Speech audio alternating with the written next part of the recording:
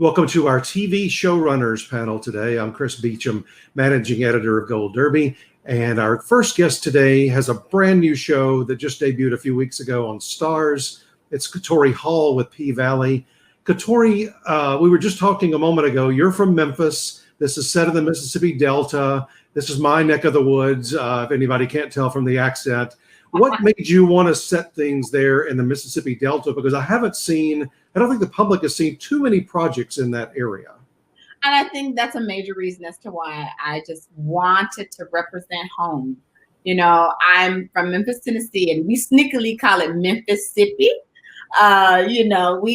We knocking on the door of Mississippi. And I just love being a Southerner. I love being a Black woman. And the fact that part of my kind of coming of age experience was actually going to strip clubs. And so I went into those spaces and I really saw these women as super sheroes. I saw them as athletes. And so I really wanted to kind of lift this veil on this world that I think a lot of people didn't really know deeply about. It's been misrepresented. And I really wanted to make sure that there was an authentic portrayal and an honest and humanistic portrayal of these women in this world. Well, for people that haven't visited there, and I've been there many times, it's one of the more unique places in the whole country because it's right on the river. It's hauntingly beautiful. I heard that in a couple of the reviews that were written about your show. How would you describe that area? There is a beautiful brokenness about this space, this region. You know, all Americans have inherited a very hard history, this original sin of slavery. And I feel as though Mississippi is haunted. It's haunted with those ghosts. And quite frankly, I think in the past year, we've kind of realized that they're not really ghosts.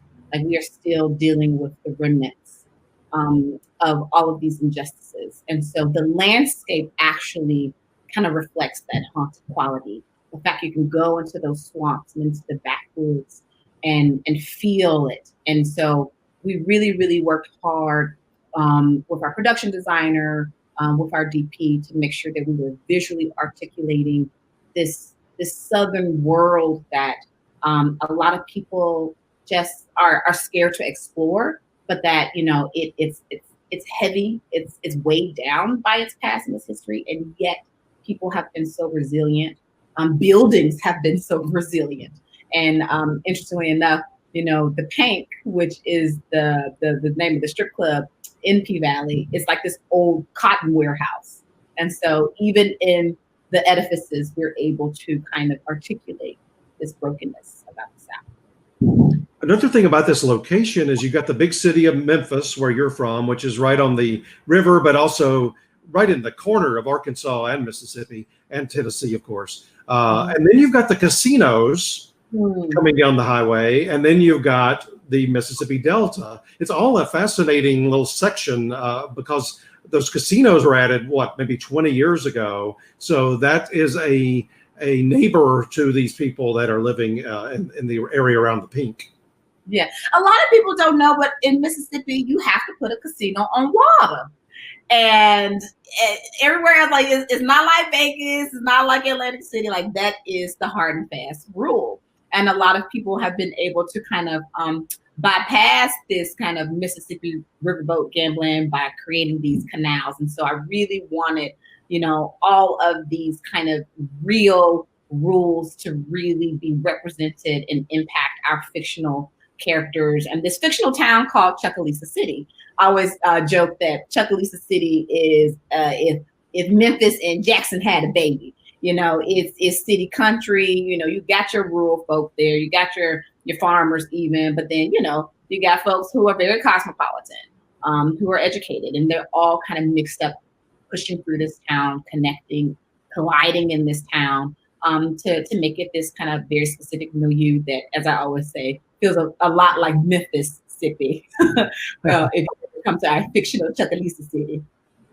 Well, you mentioned the Pink, and I want to talk about your cast because the way you write this and the way you produce it, the cast, the ensemble is really truly an ensemble that feels like a family. Tell me why that was important. You know, I come from the theater, and I always felt that this idea of family was very important when you have to lay your hands on this creative project, on any creative project. It's like every time, you know, you do a play, you with those people, you rehearsing like crazy. And so because P Valley started out as an actual play, Pussy Valley, it definitely kind of always had that sense of the familial baked into the DNA of the process. And what's so crazy is that the actor who plays Uncle Clifford, Nico Anand, he did the play version of the story. And so, you know, these people, they're misfits. They don't always have their mothers and their fathers around. And so I was really interested in telling the story of the families that you choose, the families that you find. I feel like within marginalized communities, that happens a lot, where you have lost family members. And in order to move forward in your life, it's a friend that helps you. It's a godfather that helps you. It's your momager, that momager being Uncle Clifford, that helps you. And so even in terms of, you know, the cast, they've become very, very close, and they've become, you know, very intense and tight friends, because in order for us to get that chemistry on camera, it's almost like they're practicing outside of the set. And so, yeah, I also just think it's very Southern. Like, you know, family is like I said, who you choose. And in the South, I feel like a lot of people do put family first. And so it felt like a natural feeling to have within our show, and even in how we produced it in terms of the process. And your leading actress is Brandy Evans, who I don't think a lot of us knew before this. So what about her was compelling to you to make her your lead actress? When she came through, let me tell you, I was like, oh my gosh, this woman just plucked the Mercedes that was in my head and came into the room with her. And what was so crazy was that Brandy almost didn't get an audition. I think, you know, the first casting director who saw her felt like maybe, you know, she wasn't quite right. Maybe she was a bit up in age or whatever, like, you know, a reason that was just completely wrong. And so she fought to get into the audition room, which is so Mercedes. Like, I remember she connected with our co-EP, and when I saw her tape, I was just like, yeah, that she feels like her. I do this thing where I like to match the soul of the actor with the soul of the character, and the fact that Brandy has, you know, gone through some very tough things in her life, and she has pushed through and she's been so resilient, obstacle after obstacle. The fact that she was a dancer, she danced background for Katy Perry, Snoop Dogg, like she has been like in the world, just really waiting for her time to shine. And so she hustled her way into that audition room, and she snatched that role from hundreds of women. Like, it might have been thousands. I looked at thousands of tapes actually. So I'm so deserving. As a matter of fact, I was cleaning up something. I was going through some files, and I remember seeing the paper where I was circling, you know, going through all the actresses, and I remember circling her name in this big red pencil. She was just perfect for the role. I think for any showrunner or any film director, whoever it might be, a play like you do, when you find that person, it's just magical, isn't it?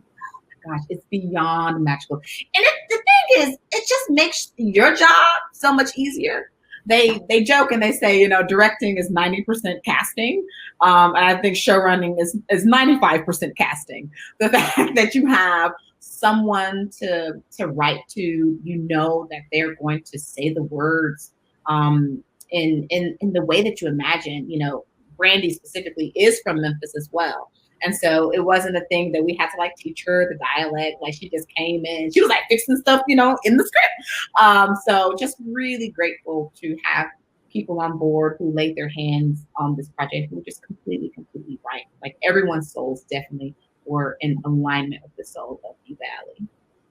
Well, one last question. You talked about it being a play, and you're an Olivier Award-winning playwright, so that's where you really became known to people, the mountaintop and so forth. What has been different for you about running a show as opposed to when you've been a playwright? Wow.